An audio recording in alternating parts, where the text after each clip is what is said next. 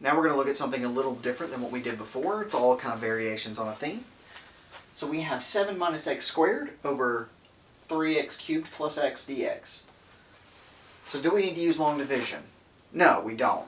The degree on bottom is 3, the degree on bottom or on top is 2. So since bottom degree is strictly greater than a degree on top, then we're good. So step 1, we're good. Step 2, we need to factor this, 3x cubed plus x. Well, if I do that, I see that x is in common. So 3x squared plus 1. Well, 3x squared plus 1 doesn't have any roots. If you think about the graph, that's a parabola that opens up and is shifted 1 up. So it never strikes the x-axis. Since it never strikes the x-axis, there are no roots, so there's no way to factor it. That's kind of that may be hard to think about now, but it's a very good way to think about quadratics to see whether or not they have factors or roots. So in the third case, we want to separate the linear factors. So we're going to do parts 3 and 4 together. We're going to say 7 minus x squared 3x cubed plus x is equal to, all right, so that's a linear factor because that's a degree 1 polynomial, so that's a over x. And that's it, that's all our linear factors. Our quadratic factors, we only have one, so we have to write bx plus c over the quadratic factor. Notice that this is degree 2, so this is degree 1. This is degree 1, so that's actually a degree 0 polynomial. Alright, so now that we've done that, we have to do part 5. So what we're going to do is we're going to say, okay, part 5a, 7 minus x squared over x, 3x squared plus 1 times x, 3x squared plus 1 equals a x 3x squared plus 1 for x plus bx plus c x 3x squared plus 1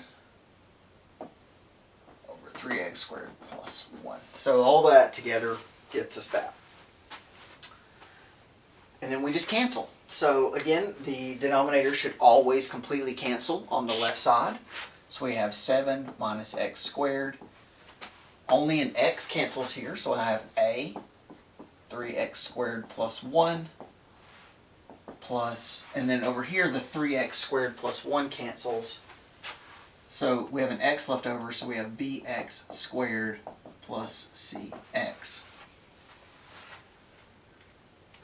Alright, so what can we do now? Well, now what we can do is we can plug in convenient values. So we do part B. So what in the world will make all this cancel? Well, if I pick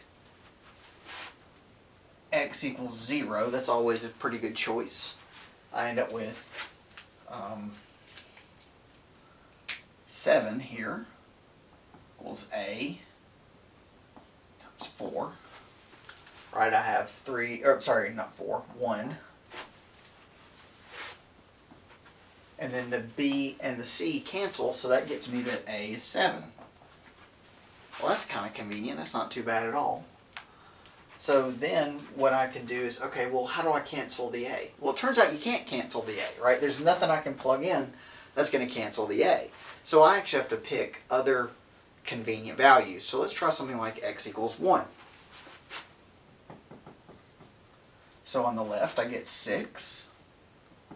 On the right I get 4a. Right, I get 3 plus 1 is 4. Plus b plus c. Now I don't really like that, so I'm going to go ahead and plug in for a. A is 7, so I know that 6 is 28 plus b plus c, or negative 22 is b plus c, or b is negative 22 minus c. So finally, what I can do is I can say, all right, well, what if I do x is like negative 1 or something like that? So if I do x is negative 1,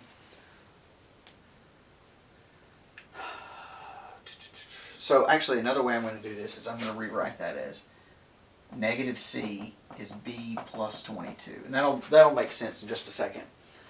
So if I plug in negative 1 here, I still get 6 on that side because x squared turns that negative 1 to a positive 1. And I still get 4a. And I still get b, but I actually get negative c here. So I have 6 equals 4a plus b minus c. So 6 is 28 plus b, and then negative c is plus b plus 22. So now I have 6 is 50 plus 2b.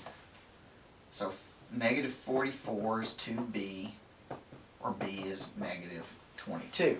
So if b is negative 22, well, that tells me that c is actually 0.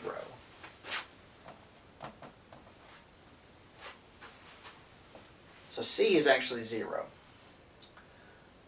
So what does that tell me? If I then rewrite this, I get the integral of 7 over x plus negative 22 or 3x squared plus 1. So give me just a second, because that seems kind of odd to me. If I do a cross multiplication, I get 22x squared plus 7. Sorry, that's an x. 22x squared plus 7 minus 21, or 21x squared plus 7 minus 22x squared. So that's 7. So that's good. We're good. So that's our general integral. However, we have an issue. This is pretty easy. That's a natural log. How do we solve this? Well, there's a couple ways to do this. One of them, and this is a horrible way to do this, do not do this, you could solve this with trigonometric substitution. It's bad. It's very bad. Don't do that. What you should do instead is use u substitution. Say u is 3x squared plus 1, du is 6x dx, or 1 over 6 du is x dx. So that gets me the integral of 7 over x dx plus the integral of negative 22 over 6, 1 over u du. So at that point we can say that's natural log 7 natural log of x minus, and that simplifies to 11 over 3 natural log of u plus c. But we didn't start in u, we started in x's, so instead of natural log of u plus c, it's natural log of 3x squared plus 1 plus c. So again, so what we find is that partial fraction decomposition doesn't necessarily take care of all of our problems. You still always have to remember things like u substitution, or heaven forbid having to do things like sometimes after partial fraction decomposition you still have to do things like trigonometric substitution. It just happens. So the key is to be versed enough in all of these techniques so that you can apply them as needed.